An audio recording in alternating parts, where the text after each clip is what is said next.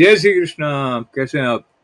पार्थाय प्रतिबोधितां भगवता नारायणेन स्वयं व्यासेन ग्रथितां पुराणमुनिना मध्ये महाभारतम् अद्वैतामृतवर्षिणीं भगवतीम् अष्टादशाध्यायिनीम् अम्ब त्वामनुसन्दधामि भगवद् गीते भवद्वेषिणी।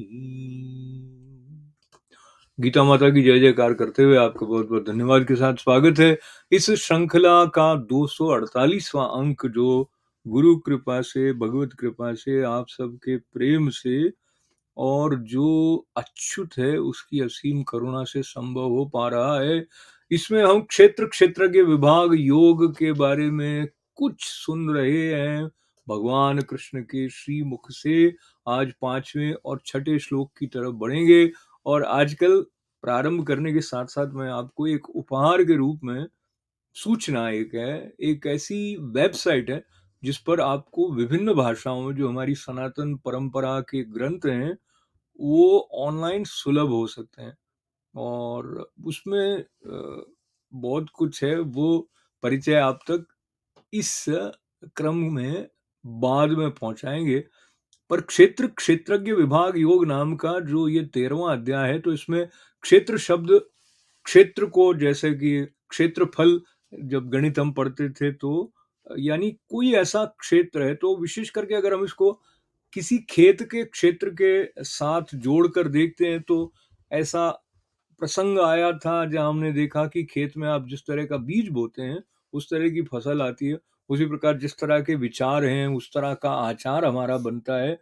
और विचारों के जो बीज हैं उनको, उसमें प्रेरणाएं, उसमें सकारात्मक सोच देने वाला जो सनातन परंपरा का वांग्मय है, वो अपनी ध्वनि के स्पंदनों से भी हमें संस्कारित करता है, जागृत करता है और किसी भी प्रकार के कुंठित भाव से बाहर लाकर प्रफुल्लित भाव और पूर्णता का प्रसाद देता है।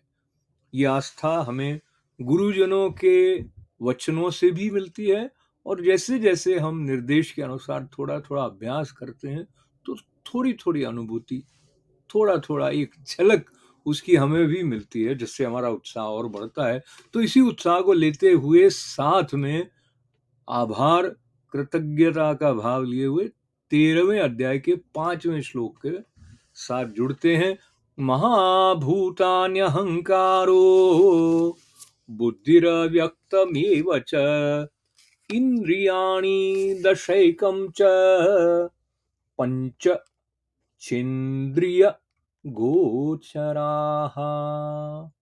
तो क्षेत्र के स्वरूप के बारे में भगवान ने इस श्लोक में बताया है। और हे अर्जुन, वही मैं तेरे लिए कहता हूं कि 5 महाभूत, ये महाभूत जो शब्द है, इसके साथ आकाश, वायु, अग्नि, जल और पृथ्वी के सूक्ष्म भाव का संकेत है। तो कहा 5 महाभूत जो कि अहंकार, बुद्धि और मूल प्रकृति भी, और 10 इंद्रियां। अब जो इंद्रियां 10 कहा गया, उसको विस्तार देते हुए कहा श्रोत्र, त्वचा, नेत्र, रसना, घ्राण और वाक, हस्त, पाद, उपस्थ और गुदा। तो ये सब जो इंद्रियां हैं, एक मन और 5 इंद्रियों के विषय यानी कि शब्द, स्पर्श, रूप, रस और गंध। तो ये जो क्षेत्र के संदर्भ को लेते हुए बात बताई जा रही है, वो साइकोलॉजी के साथ भी जुड़ जाती है, तो बायोलॉजी के साथ भी जुड़ जाती है और इसके साथ साथ फिलोसॉफी के साथ भी जुड़ जाती है। तो एक श्लोक में बहुआयामी संकेत सूक्ष्म रूप से जो भगवान ने दिए हैं, उनका संबंध इस क्षेत्र के साथ में है। तो भगवत गीता हमारे लिए आंतरिक रूप से शुद्धि की बात करती है और बाहरी शुद्धि की तरफ भी श्रीमद् भगवद गीता के संकेत सहायक हैं, क्योंकि अशुद्धि से शुद्धि तक की यात्रा श्रीमद् भगवद गीता करवाते करवाते जो शुद्धि का महत्व है वो बताने के साथ साथ शुद्धि जीवन में कैसे आए और क्यों अनिवार्य है, लॉजिकली वो सारी बातें भी स्पष्ट होती जाती हैं। जैसे अशुद्ध मन होगा तो कुछ ऐसा सूक्ष्म तत्व है जो कि शाश्वत के साथ संबंध रखता है, वो हमारे प्रति खुलेगा नहीं। तो जो एक पात्रता होती है, जैसे हम कंप्यूटर के युग में हैं, तो बाइनरी 0 और 1 को लेके कंप्यूटर के बाकी के सारे जो कुछ निर्देश हैं वो बनते हैं। इसलिए कंप्यूटर में सामान्यतया ये आर्टिफिशियल इंटेलिजेंस होने के बावजूद ऐसा है कि जो मनुष्य के मन की बात है, उसकी जो संवेदना है, उसको कंप्यूटर नहीं समझेगा। आपने अगर एक डॉट गलत लगा दिया है, तो आप उसमें आगे बढ़ नहीं पाएंगे। आप अपने पासवर्ड में एक छोटी सी बिंदी यहाँ से वहां कर देंगे तो वो आपको आपके बैंक अकाउंट में जाने से रोक देगा। तो जो बात एक समानांतर रूप से सृष्टि की रचना यांत्रिक या इलेक्ट्रॉनिक रूप से मनुष्य ने की है, वहां पर लागू होती है, वो और अधिक सूक्ष्म स्तर पर ये जो सृष्टि है इस पर लागू होती है। सूक्ष्म स्तर पर शुद्धि के बिना हमारा प्रवेश कुछ अनुभूतियों के लिए हो ही नहीं पाता। हम बाहर चाहे कितना ही प्रोटेस्ट करते रहे कि ये तो सबकी स्वतंत्रता है और भगवान तो सबके लिए, तो भगवान सबके लिए तो है, पर किस किस रूप में किसको मिलेगा इसका जिस तरह से एक व्यवस्थित निर्धारण सृष्टि में किया गया है, जिसको कि भारतीय ऋषियों ने आंतरिक अनुसंधान के द्वारा बहुत अच्छी तरह से समझ लिया था, इसलिए कुछ मर्यादाओं के पालन की बात रही, इसलिए शुचिता पर इतना अधिक महत्व दिया गया। अब क्षेत्र के विकारों के बारे में बताते हुए जो छठा श्लोक है 13वें अध्याय का, उसमें भगवान कहते हैं, इच्छा द्वेषः सुखम दुःखम संघातश्चेतना धृतिः एतत् क्षेत्रं समासेन सविकार मुदाहृतम्। और इसका अर्थ है इच्छा, द्वेष, सुख, दुख, स्थूल देह का पिंड चेतना और धृति, इस प्रकार विकारों के सहित ये क्षेत्र संक्षेप में कहा गया है।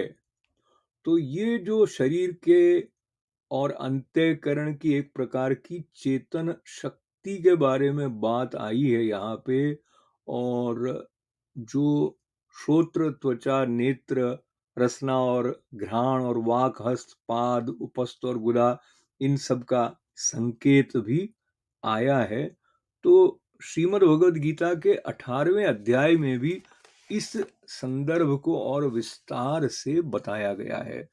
तो अब जो उपहार स्वरूप एक सूचना एक वेबसाइट के बारे में है, वहां तक बढ़ने से पहले 10 शांति मंत्र जो हैं उनमें से एक शांति मंत्र का उच्चारण करते हुए एक और बात आपके साथ शेयर करूं। और ये वाला जो श्लोक है इसको आधार बनाते हुए स्वामी ईश्वरानंद गिरि जी महाराज ने जो प्रवचन दिए थे वो एक पुस्तक वॉकिंग विद गॉड के रूप में प्रकाशित हुए हैं। तो इसमें आगे जाकर जो एक बात आती है कि हम मंत्र की महिमा को लेते हुए उनको 3 स्तर पर अपनाते हैं, जिसमें से एक तो कुछ मंत्र हैं जो उच्चारण के लिए हैं, और कुछ धारण के लिए हैं, और कुछ आचरण के लिए हैं। तो जो सभी मंत्रों के बारे में ये सोच लेना कि वो सिर्फ उच्चारित कर दिए गए, उसको आचरण में नहीं लाया, तो उसका असर हमारे जीवन में दिखाई नहीं देगा। फिर लोग कहेंगे कि ये तो मंदिर जाता है, इतना धार्मिक है, पर ये ऐसा कैसे है। तो वो एक वैज्ञानिक प्रक्रिया है और इसकी संभावना को भारतीय दर्शन ने स्वीकार किया है। ऐसा होने से ऐसा हो ही जाएगा, ऐसी कोई गारंटी है नहीं, क्योंकि ये सतत अभ्यास की बात है। जो अर्जुन कह भी गए हैं कि मन को पकड़ना हवा को पकड़ने जितना दुष्कर है। तो ये जो शांति मंत्र है, इसको आप सुने। ओम आप्यायन्तु ममांगानि वाक प्राणश्चक्षुः श्रोत्रमथो बलमिन्द्रियाणि च सर्वाणि सर्वं ब्रह्मोपनिषदं माहं ब्रह्म निराकुर्याम् मा ब्रह्म निराकरोद निराकरणं मे अस्तु तदात्मनि निरतेय उपनिषत्सु धर्मास्ते मयि सन्तु ते मयि सन्तु। ओम शांतिः शांतिः शांतिः।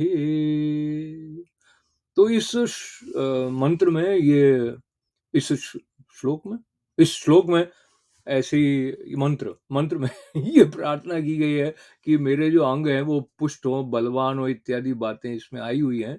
तो उनका उपयोग क्या करना है? अगर सूक्ष्म स्तर पर इस प्रकार की शक्ति हमारे अंदर नहीं होगी तो जो ब्रह्म प्राप्ति का लक्ष्य है वो हमारे लिए सिद्ध नहीं हो पाएगा। और इसमें ये भी बात उपनिषद में आई हुई है कि हम ब्रह्म का निराकरण न करें और ब्रह्म भी हमारा निराकरण न करे। और वो हमारा निराकरण क्यों कर सकता है, उस संदर्भ को लेते हुए जो पहले चर्चा हुई थी, शुद्धि की, निष्ठा की, सरलता की, सत्य के साथ एक में एक होने वाली वो सारी बातें आती हैं। तो कुछ मंत्र ऐसे हैं जिनको अगर हम आचरण में नहीं लाते हैं तो उनका पूरा जो असर हमारे लिए है, हमें पुष्ट करने के लिए वो होता नहीं। इस बारे में चर्चा फिर कभी और, लेकिन अभी ये देखिए आप, ये वेबसाइट है और इस वेबसाइट का जो पता है वो तो आपको बताने के अलावा मैं आपको पहले पता बोल कर बता रहा हूँ। vignanam.org है, vignanam.org। तो अब देखें आप, इसमें जो अलग अलग भाषा है, इसमें से मैं जब हिंदी भाषा पर क्लिक करता हूँ तो आप देखते हैं इसमें वेद मंत्र भी आ जाते हैं, उपनिषद भी आ जाते हैं, श्री कृष्ण स्तोत्राणी भी आ जाते हैं। इसी में श्रीमद् भगवद गीता भी पूरी आ जाती है, जिसमें से 13वां अध्याय जो है उसको यहाँ से भी हम देख पा रहे हैं। तो इस तरह से ये एक ऐसा बहुमूल्य उपहार तैयार हुआ है सनातन धर्मावलंबियों के लिए। तो अब देखिए इसमें गणेश स्तोत्र भी हैं और श्री महागणेश पंचरत्न भी है। जैसे आपको अगर पढ़ना हो फोन पर इसको लेके तो आप पढ़ सकते हैं। तो इसका महागणेश पंचरत्नम का जो पहला श्लोक है उसमें मुदा करात मूलकम सदा विमुक्ति साधकम, तो जो नित्य मुक्ति के साधक हैं और जिनके हाथ में लड्डू है, उनकी जयंती आने वाली है, तो गणेश जी का विशेष स्मरण करते हुए, और ये है कि जो कुछ संसार में श्रेष्ठ है हम उसको अपनाने के लिए तत्पर हों और उस तरफ बढ़ें, ऐसी प्रेरणा हमें प्राप्त हो, ऐसी शक्ति हमें मिले, ऐसी दृढ़ता हमारी बनी रहे, ऐसी बहुत बहुत प्रार्थना करने के साथ साथ सबके मंगल, सबके कल्याण की प्रार्थना है। ओम पूर्णमदः पूर्णमिदं पूर्णात् पूर्णमुदच्यते पूर्णस्य पूर्णमादाय पूर्णमेवावशिष्यते। ओम शांति शांति शांति। जय श्री कृष्ण।